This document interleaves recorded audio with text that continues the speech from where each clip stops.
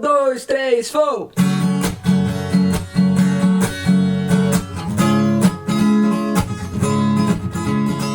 Vocês devem estar se perguntando agora, o Eric virou cantor, o Eric virou alguma coisa, o Eric virou artista, não sei, também não sei, não sei.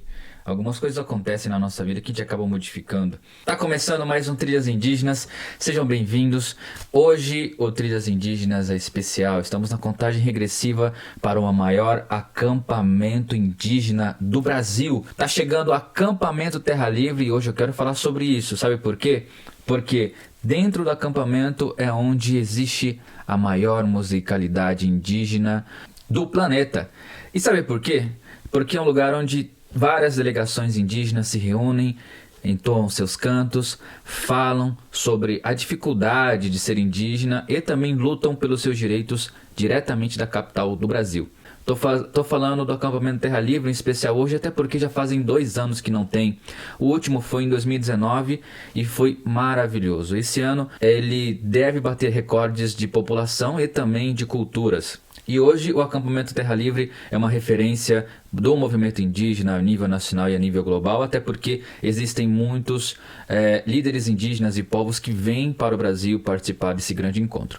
Bom, o acampamento vai acontecer e eu tenho certeza que muitos povos vão entoar seus cantos, vão falar sobre as suas tradições, suas culturas, e nós estaremos lá cobrindo todo esse evento. Bom, o Trilhas Indígenas hoje vai apresentar algumas das manifestações de cantos que a gente acaba ouvindo, e eu separei uma compilação de outros encontros, de outros acampamentos que fizeram e marcaram a mobilização nacional indígena, e eu separei alguns aqui, vamos ouvir.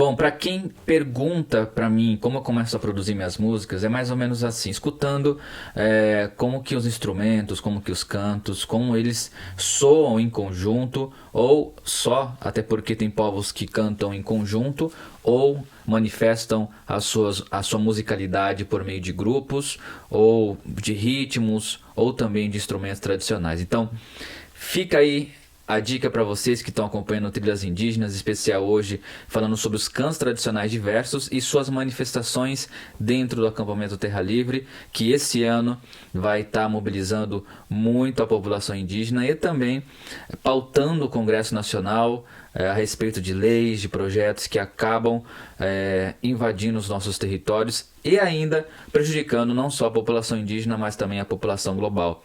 Tamo junto, o Trilhas Indígenas termina aqui, a gente volta semana que vem direto do acampamento Terra Livre com uma edição especial do Trilhas Indígenas.